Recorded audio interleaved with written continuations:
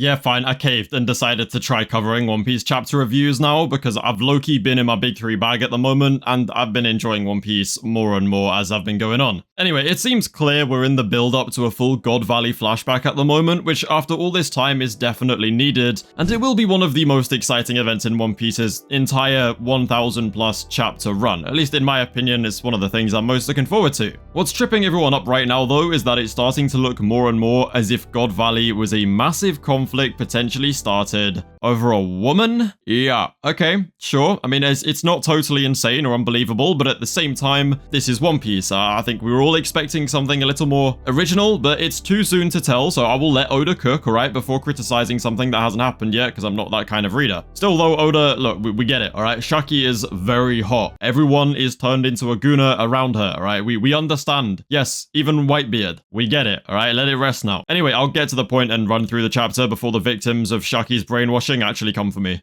Okay, the chapter starts with the Rocks pirates actually being pirates as they robbed the so-called, Foot Colony. Okay. It is really cool to see a ragtag group of pirates just doing normal pirate activities though. I mean, it only took like, what, 1,000 plus chapters to get here? The chapters actually place a lot of necessary emphasis on the Rocks pirates being a group of strong individuals with personal agendas and no real loyalty to each other, as we see people like Shakky supposedly forget about like half the damn crew in an attempt to leave them behind, and we also see that the crew's only priority is clearly the treasure, and that's pretty much all they care about. Because again, these guys are actual pirates. When Shakky leaves them down on the lower level though, Whitebeard uses his Quake fruit to remind us how absurdly broken he is by sinking the entire island. Although to be fair, what kind of island only fits one castle? It's hella small, you can't call it an island, man, let's be real. Kaido then turns to Whitebeard and expresses jealousy that Whitebeard can do the things that he can do. To which Whitebeard replies that if Kaido was to ever seek out a devil fruit of his own, he should be careful which he chooses because it will be with him for the rest of his life. Which is pretty ironic for Kaido to be jealous of a devil fruit considering he is literally the guy who said Haki transcends all. But it makes sense if you think about it, because it would be a truth taught to you by experience before and after getting a fruit. This moment really stood out to me though, because it seemed as though Whitebeard and Kaido maybe had more of an actual bond than the rest of the crew did. I'm not saying he's literally a father figure to Kaido necessarily, but the way Kaido was in awe of Whitebeard's power, and the way Whitebeard gave him some actual useful advice, made me feel like Whitebeard was someone Kaido maybe looked up to in a similar kind of way, which would obviously play very well into Whitebeard's themes of family. Now this interaction could potentially give us some interesting insight into why Kaido tried to join the Marineford War before being intercepted by Shanks. Could it be because he felt a sense of duty to support his former ally, or was there a defining moment in the Rocks pirates' past that turned Kaido against Whitebeard? I'm leaning towards the former, considering if revenge is what Kaido wanted, he probably would have taken it sooner. And we know that Shanks likely intercepted Kaido because he just wanted to de-escalate the war in general and not introduce a massive wild card like the King of the Beasts.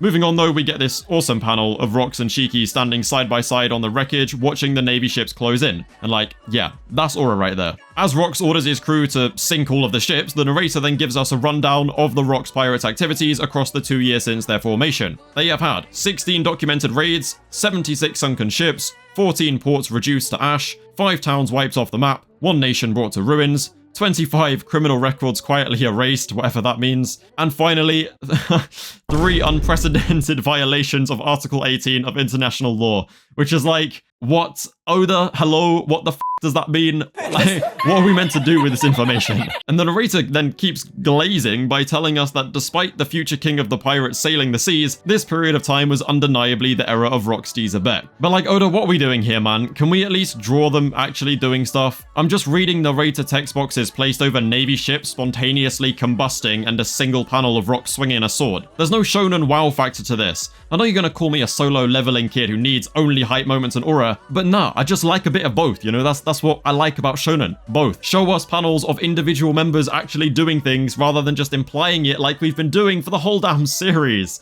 Have Whitebeard crush some high-ranking marines. Show Rocks do a Mihawk and take down like 10 ships at once. Have unseen characters like Shakky use some killer move to obliterate part of a town or something, I don't know. You get my point, right? Like, where is the wow factor to this? We're just being told what happens and we can see a ship. There's no excitement in that. Anyway, we then move on to see Harold attempting to save the people that once saved him and Elbaf itself, but some Navy knobhead is like, nah, they aren't part of the world government, so we can't be doing that. Obviously though, Harold decides to do it anyway, and we see this amazing panel as he jumps across the sea in a very Nika-like stance. But then the world government propaganda kind of picked up and started framing Harold as like this evil guy who was plotting to join the world government as a ploy or something like that, which is obviously just straight waffle. We then get to see Garp and Sengoku and that woman who I always remember exists, basically just talking about how the world government is like bare racist and keeps making up excuses for Elbaf not joining the world government. That does change at the end of the chapter though, there's a nice little twist. The remaining half of the chapter is pretty much just straight Shakky glaze though, again, but it is potentially setting up some massively important context for why the God Valley conflict even happened in the first place. Now first off we see Big Mom and Gloriosa chatting away as a mini Katakuri observes from Big Mom's shoulder. I'm only pointing that out because it's adorable and dope, like I love Katakuri.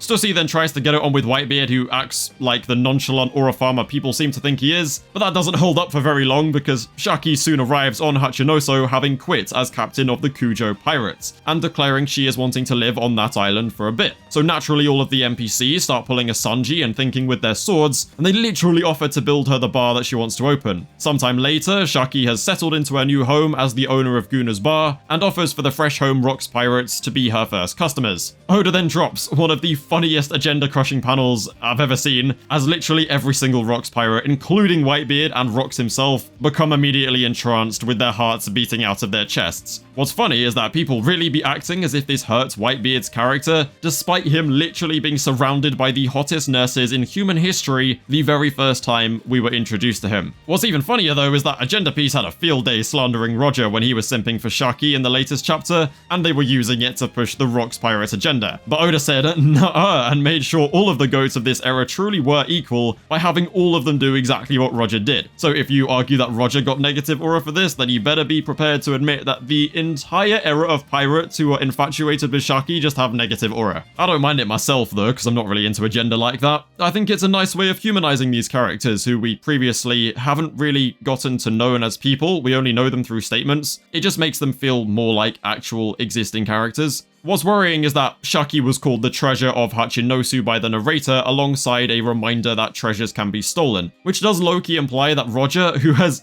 already attempted to literally kidnap Shakky once before, which is crazy by the way, will do it again and then spark the beginning of the God Valley incident. But I won't criticize this too much until I give Oda a chance to actually cook and see where he takes it. The chapter then ends with a very nice twist where one of the 5 elders calls up Harold and tells him Elbaf will be allowed to join that big bad world government if he kills Rocksteady Zebek. Now based on what we know of God Valley, I'm very curious to see where Harold actually fits into it and what his involvement really is. So for me, this twist at the end is definitely the most intriguing part of the chapter. Anyway, that does it for my initial review of One Piece chapter 1157. If you like this kind of video and want to see me make more One Piece chapter reviews, then make sure to let me know in the comments below. Like the video and be sure to subscribe if you're new. I'll try and do these as much as I can and maybe even make another video diving deeper into the chapters when they officially release if I have time. But as always, thank you guys for watching and I'll see you in a bit.